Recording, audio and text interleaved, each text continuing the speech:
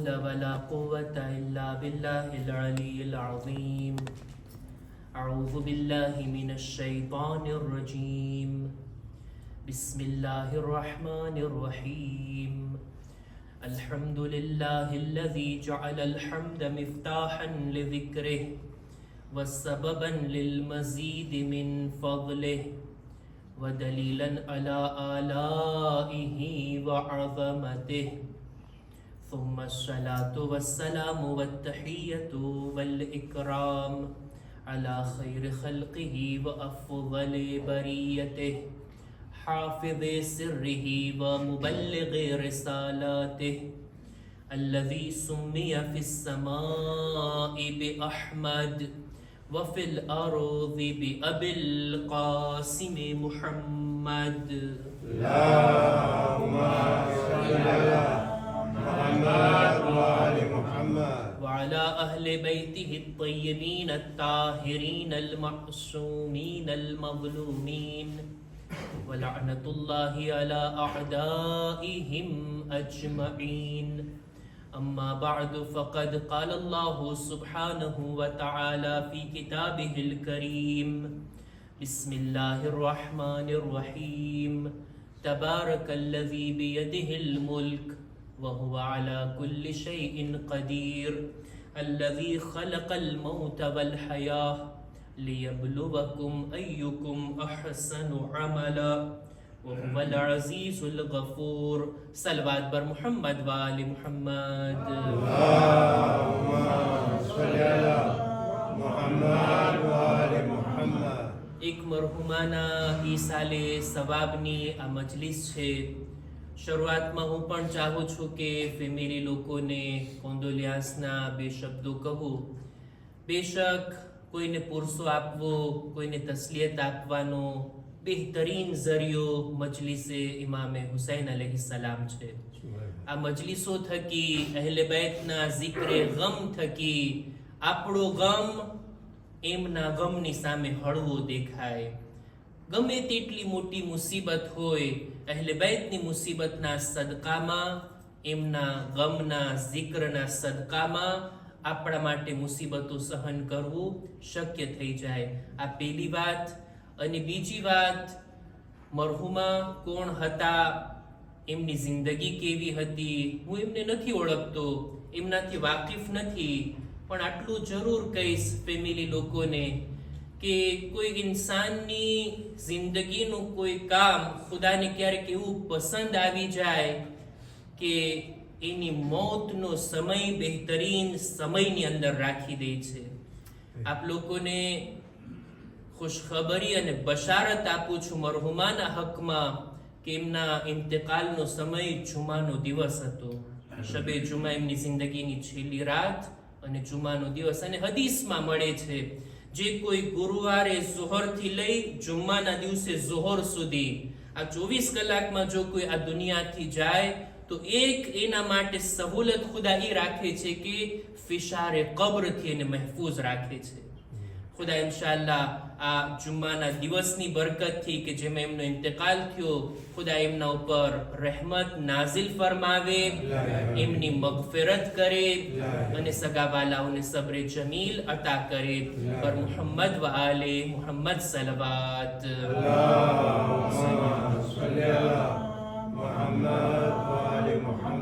કુરાન મજીદના સૂરે મુલ્કની શરૂઆતની બે આયતની મેં તમારી સામે તેલાવત કરી. સૂરે મુલ્ક એનાથી સામાન્ય રીતે કોઈ અજાણ નહીં હોય. 29મા સિપારાનો પહેલો સૂરો તબારકલ્લઝી બિયદિહિલ મુલ્ક.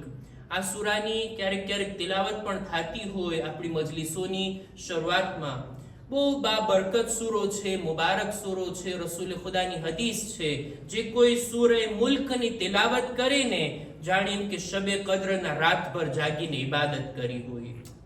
5મા ઇમામની હદીસ છે જે કોઈ સૂરે મુલ્ક પડે ને તો અલ્લાહના અઝાબથી મહેફૂઝ થઈ જાય છે. આ સૂરે મુલ્ક ઇન્સાનને અલ્લાહના અઝાબથી બચાવી લે છે.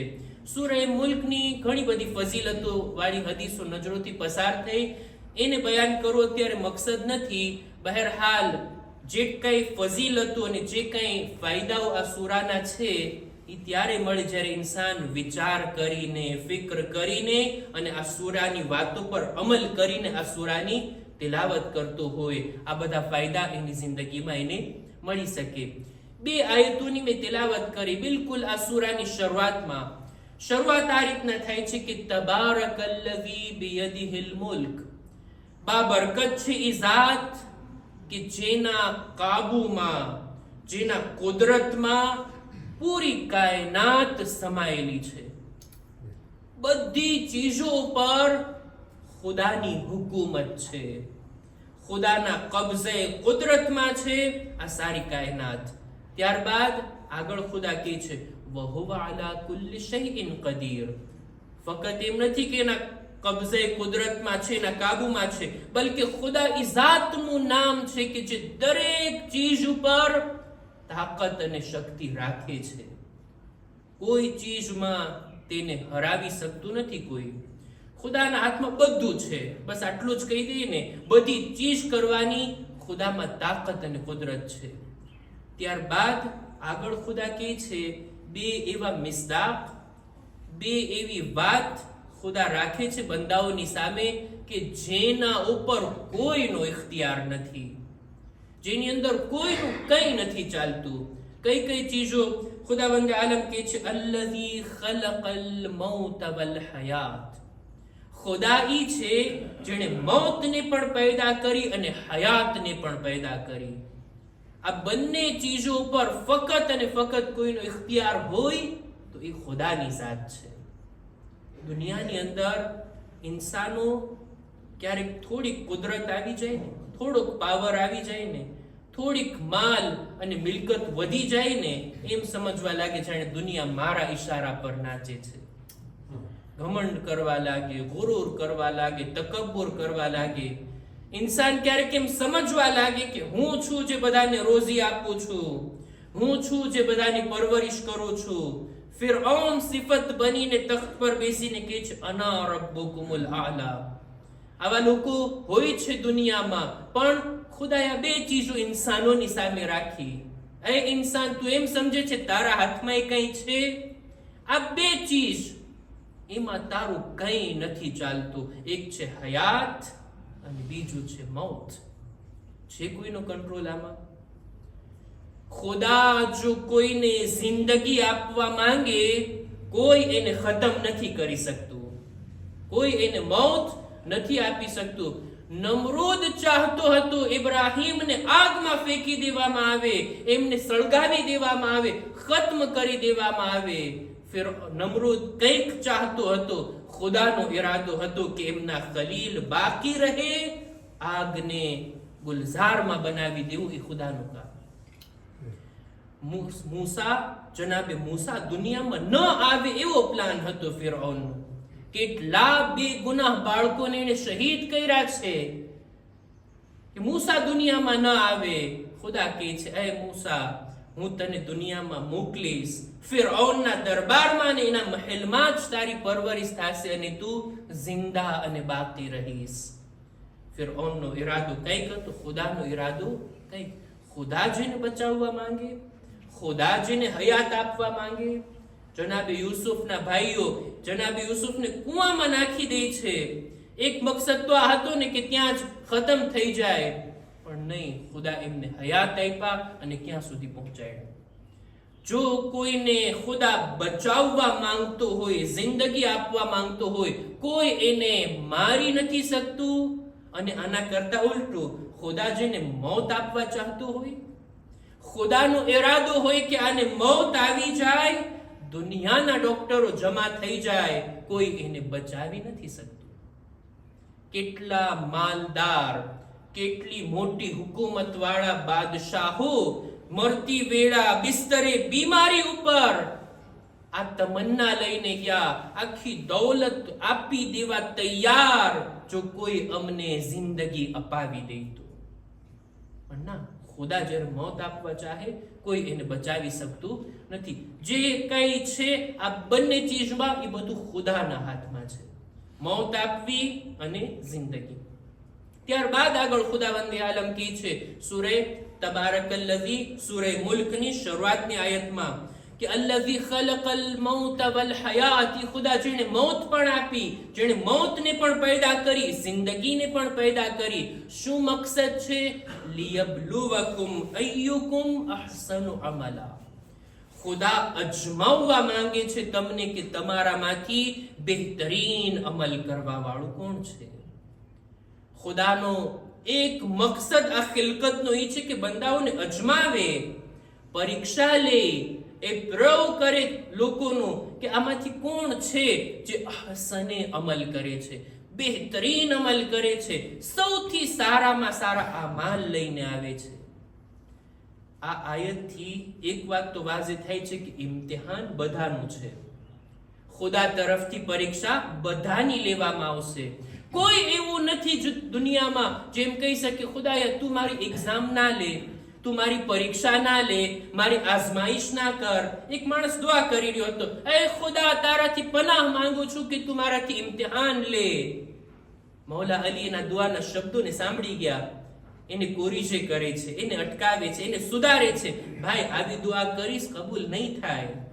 ખુદાનું આ કામ છે, ખુદાનો આ તરીકો છે કે દરેકની આઝમાઈશ કરે છે. એમ ના કે ખુદાયા તું મારું ઇમ્તિહાન ના લે, બલ્કે એમ કે ખુદાયા મારાથી સખ્ત ઇમ્તિહાન ના લે. સ્કૂલમાં જે બચ્ચાઓ ભણતા હોય, કોઈ છે કે જે પરીક્ષા વગર એમને બાપ મળી જાય મોસીઓ ત્રેબિયાની સાથે થાય? પણ હા, પોતાના ટીચરથી આટલી તો માંગણી કરી શકે છે, જરાક સહેલું પૂછજો ને, સખ્તી નહીં કરતા, કડકાઈ નહીં કરતા, પણ આ એક્ઝામમાંથી તો હું પસાર થઈ જાઉં. ખુદાની બારગાહમાં પણ એ જ રીતના બંદો આટલો અધિકાર રાખે છે, આટલી ગુજારિશ કરી શકે, અરે ખુદા જેવા સખ્ત ઇમ્તિહાન તે ગુઝિશ્તા કૌમોના લીધા છે, ખુદાએ અમારું આવું સખ્ત ઇમ્તિહાન નહીં લેતો. પણ ખુદા ઇમ્તિહાન તો લે છે, પરીક્ષા તો થવાની છે. અંબિયાની ખુદાએ પરીક્ષા લીધી, ઇમામોને, બુઝુર્ગ હસ્તીઓને ખુદાએ ઇમ્તિહાનના મેદાનમાં ઉતાર્યા છે, અને એ લોકો કામયાબીની સાથે આ ઇમ્તિહાનને પસાર કર્યા છે. આપણી પણ જવાબદારી છે ઇમ્તિહાનના મરહલામાં આવીએ અને પાસ થઈને દેખાડીએ, કામયાબ થઈને બતાવીએ. આ આયતની અંદર એક જુમલો, એક શબ્દ કે જેના ઉપર ઉલમાએ બહેસ કરી છે, એને હું બયાન કરું. પહેલા આયતને હું પૂરી કરી લઉં કે અલ્લઝી ખલકલ મૌત વલ હયા લિયબ્લુવકુમ અય્યુકુમ અહસનુ અમલા. ત્યારબાદ કહે છે વહુવલ અઝીઝુલ ગફૂર, એ ખુદા કે જે અઝીઝ પણ છે, જેને કોઈ હરાવી નથી શકતું, બાઇઝ્ઝત છે, અને એ ગફૂર પણ છે, માફ કરનાર પણ છે. આ હતા બે આયતના તર્જુમા કે જેને મેં ટૂંકમાં બયાન કર્યું. આ બંને આયતોની અંદર એક શબ્દ છે, આ બીજી આયતની અંદર લિયબ્લુવકુમ અય્યુકુમ અહસનુ અમલા.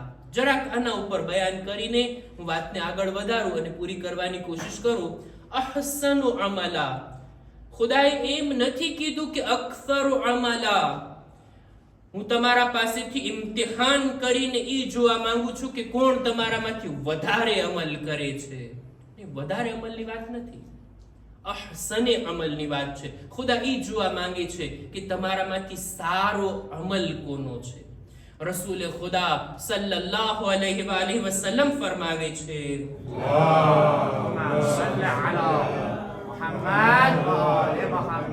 એમનાથી જ્યારે પૂછવામાં આવ્યું કે એ પૈગંબરે ખુદા અહસનુ અમલા જે આ આયતની અંદર બયાન થયું છે, મુરાદ શું છે, આનાથી મંજૂર શું છે? ત્યારે રસૂલ ખુદાએ ફરમાવ્યું કે અતમ્મુકુમ અક્લા વ અશદ્દુકુમ લિલ્લાહિ ખૌફા.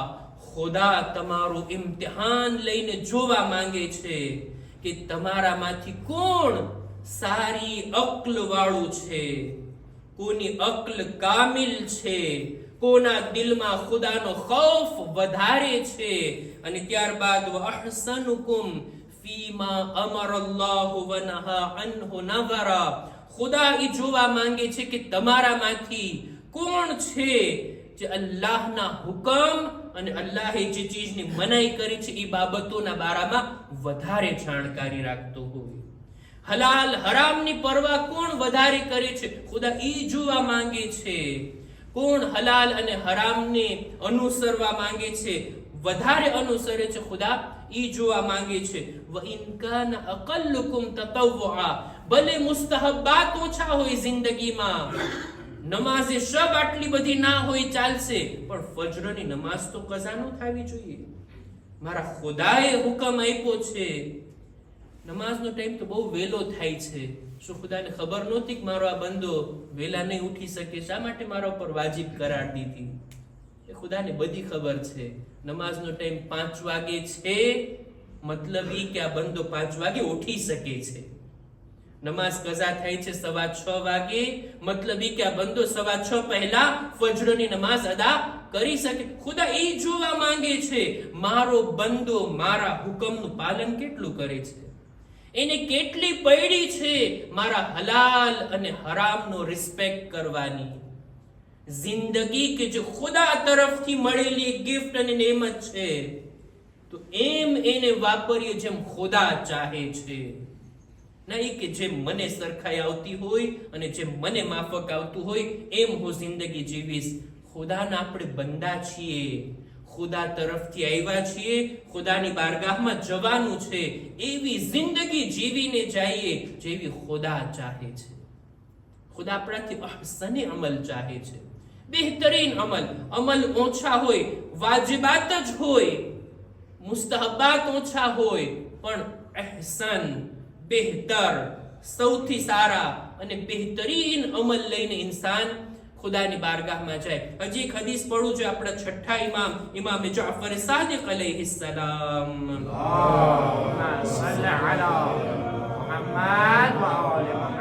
ફરમાવે છે કે લૈસા યઅની અક્સરુ અમલા, આ આયતથી મુરાદ એમ નથી કે ઇન્સાન વધારે અમલ કરે, આટલી નમાઝો, આટલી સખાવતો, આટલી તિલાવતો, આટલી દુઆઓ અને એટલો અમલ કરતો જાય.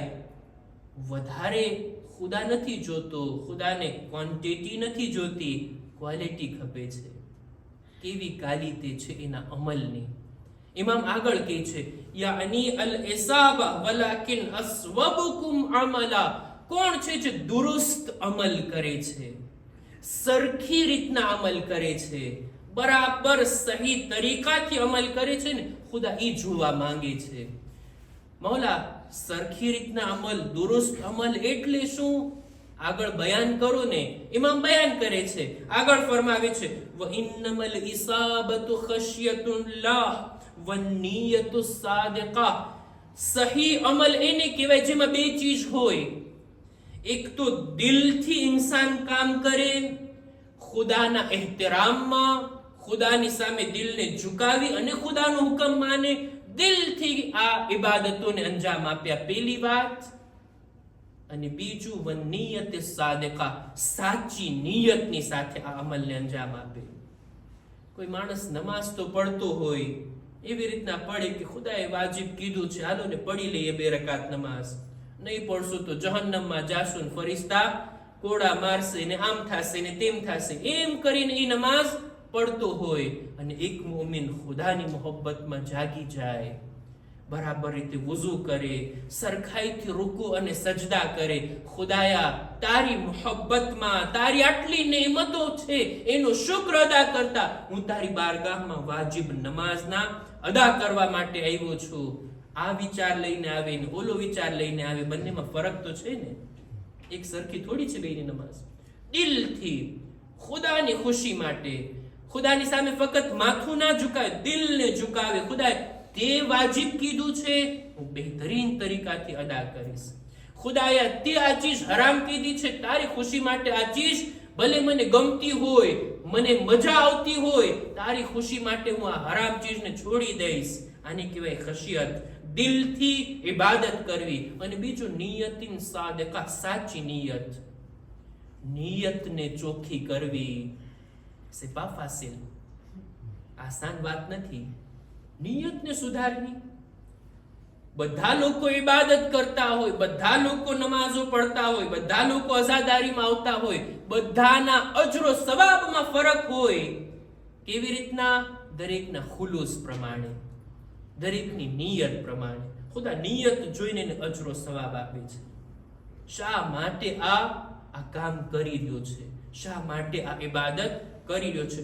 નાનામાં નાની ઇબાદત જો ખુલૂસની સાથે ખુદા માટે હોય એનો દરજ્જો ખુદાની નજરમાં બહુ મોટો છે. કામ ભલે નાનું હોય પણ મોટા મોટા કામ દેખાડા માટે અને રિયાકારી માટે હોય એની જરા બરાબર પણ કિંમત ખુદાની નજરમાં નથી. ઇમામ આગળ ફરમાવે છે અલ ઇબકાઉ અલલ અમલ હત્તા યખલુસા અશદ્દ મિન અલ અમલ. કોઈ કામને સરખી રીતના પાક અને સાફ બાકી રાખવું કે એમાં ખુલુસ જળવાઈ રહે ને, આ બહુ સખ્ત કામ છે, બહુ સખ્ત કામ છે. કે કામ કોઈ કરે ખાલીસ ખુદાની ખુશી માટે. હું મારી વાત ના કરું, હું કઈ સલાહ અને નસીહત ના આપું, હું ઇમામની હદીસને બયાન કરું છું. હજી એક જુમલો ઇમામ આગળ કહે છે ખુલૂસ એટલે શું ખબર છે? ખુલૂસના બારામાં ફક્ત એક બાબતનો જો ખ્યાલ રાખવામાં આવે ને, દરેક ઇબાદત કરવામાં સમજી લેવું આપણા અમલમાં ખુલૂસ છે.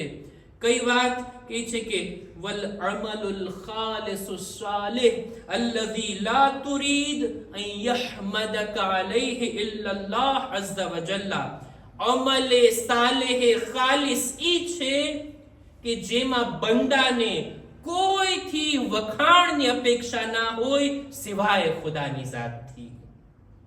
મારો ખુદા મને શાબાશી આપે, મારો ખુદા મને બ્રાવો કહે, મારો ખુદા મને કહે અહેસાન, ખુદા રાજી થાય ને ઈની મને વ્યાધિ હોય ના કે ઓલો શું બોલ્યો, મારી વાહવા થઈ કે નહીં, મારી શોહરત થઈ કે નહીં, મારા માટે સારા શબ્દો લોકોએ કાઢ્યા કે નહીં. ના, લોકોથી તારીફની અપેક્ષા જ નહીં, વખાણની કઈ અતાંત જ નહીં. બસ ખુદા પાસેથી બંદો જ્યારે વખાણની આશા રાખતો હોય ને, આ અમલ છે અમલ ખાલિસ.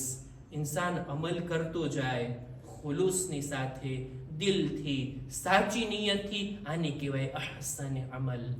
ખુદા ઈ આપણાથી ચાહે છે.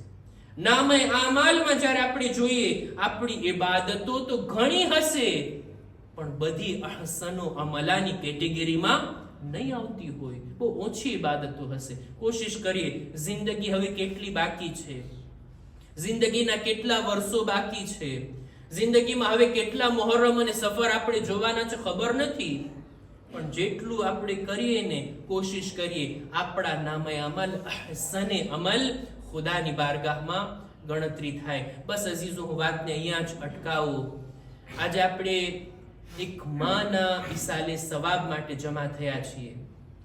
મા બાપની ખિદમત ઔલાદ માટે ખૂબ જ જરૂરી છે, કેટલી બરકતો રાખે છે ઔલાદની કામયાબીમાં મા બાપની દુઆઓ. જ્યારે મા અને બાપ બંનેનો zikr આવે ને તો મા વિશે વધારે તાકીદ કરવામાં આવી છે, મા વિશે વધારે ભાર મૂકવામાં આવ્યો છે. ત્યાં સુધી કહેવામાં આવ્યું કે જન્નત માના કદમોની નીચે છે. માનો આટલો હક. ચોથા ઇમામ ઇમામ ઝૈનુલ આબિદીન અલૈહિસ્સલામ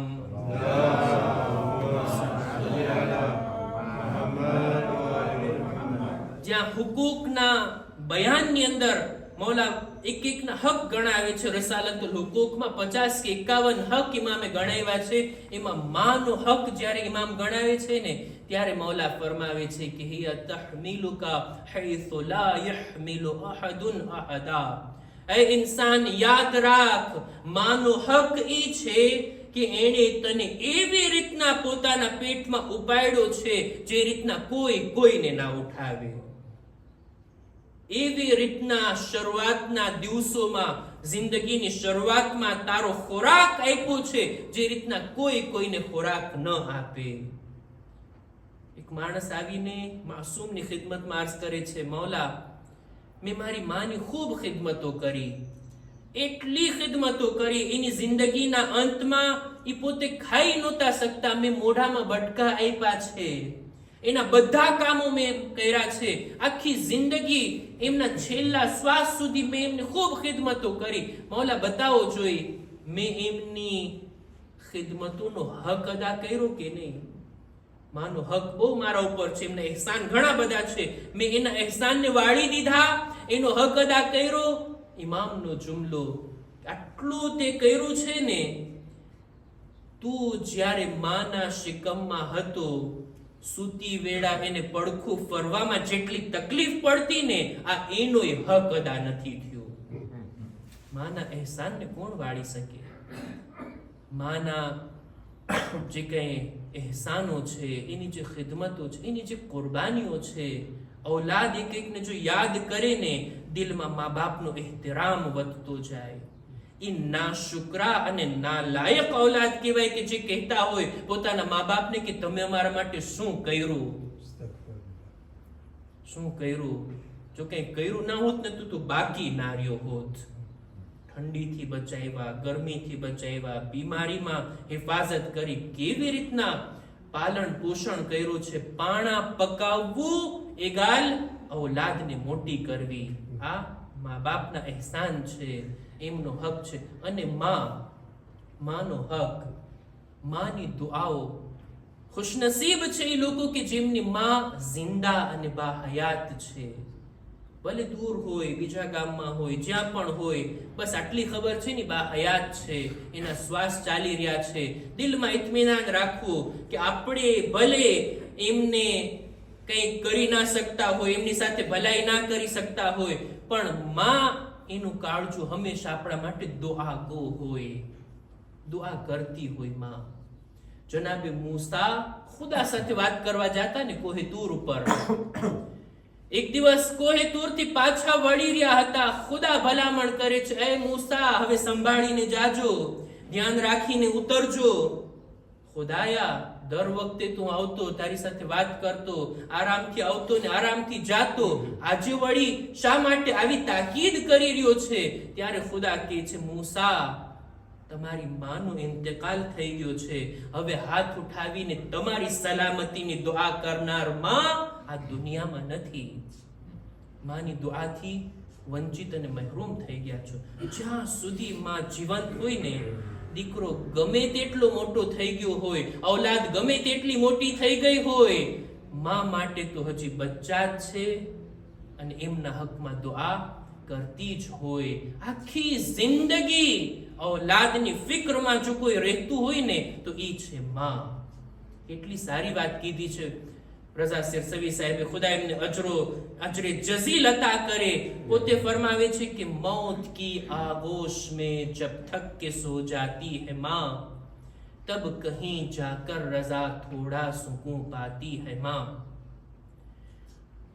रूह के रिश्तों की ये गहराइयां तो देखिए, चोट लगती है हमारे और चिल्लाती है माँ. माँ कहती हैं किसे और ममता क्या चीज है, कोई उन बच्चों से पूछे जिनकी मर जाती है माँ. मानी अजमत, मानी फजीलत, એમની લાગણીઓ કોણ સમજી શકે છે? કોણ એનો હક અદા કરી શકે છે?